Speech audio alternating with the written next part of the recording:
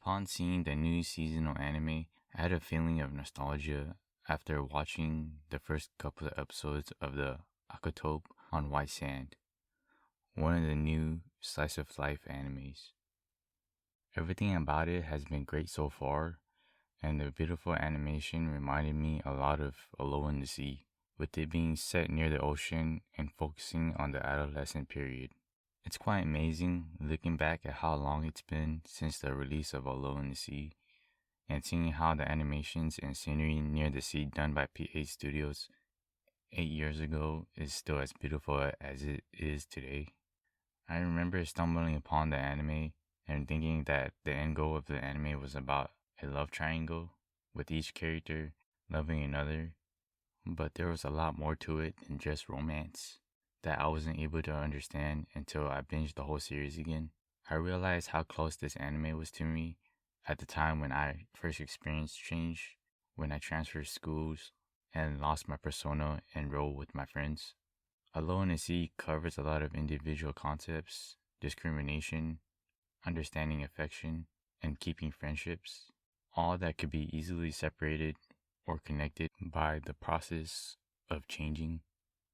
And change is a process that sometimes requires motivation and is a scary thing to face.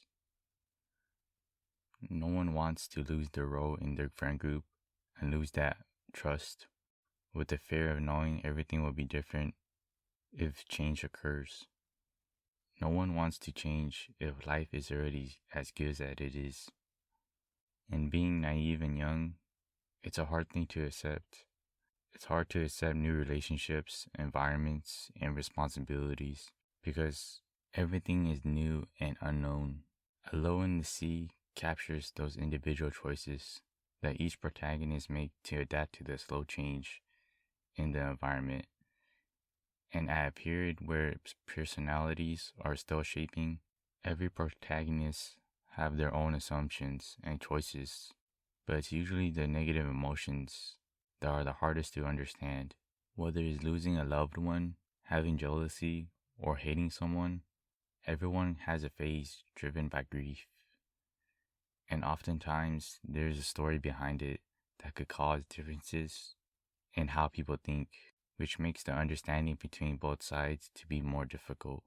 It's only a matter of when both sides put aside their pride and become more open-minded with one another to realize how similar they are to one another, which could spark maturity and sympathy despite their differences in their stories. But as easy as it sounds, humans are often prone to be driven by feelings and emotions, and sometimes those emotions bring out motivation, and small actions are taken by that.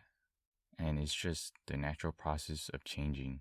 But when genuine feelings and emotions are forced to be suppressed, pain will only result in oneself. Hikari liked Manaka, but instead of trying to show his affection towards her, he made assumptions of her liking someone else.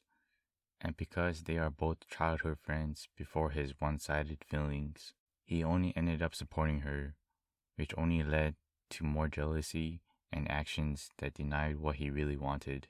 And to him, as a friend, as long as she was happy, he was happy. But those words and thoughts mask his true emotions. Chisaki was also someone who hid her feelings in a similar way. Maybe because she was too kind or too scared that she tried to maintain the same relationship she had with the others before the time skip. Too scared to see things become awkward between her and her friends, or too kind and wanted to avoid hurting her friends by creating a selfless act of trying to maintain her past self and refusing to accept her current feelings for Tsumugu after the time skip, which ended up with her hurting herself and hurting those who were able to stay by her side. That selfless act became a selfish desire. She kinda assumed everyone wanted to keep things the same and never really talked to anyone about how she really felt. So it ended up with her trying to deny who she currently is. And I kinda understand why she would do something like that.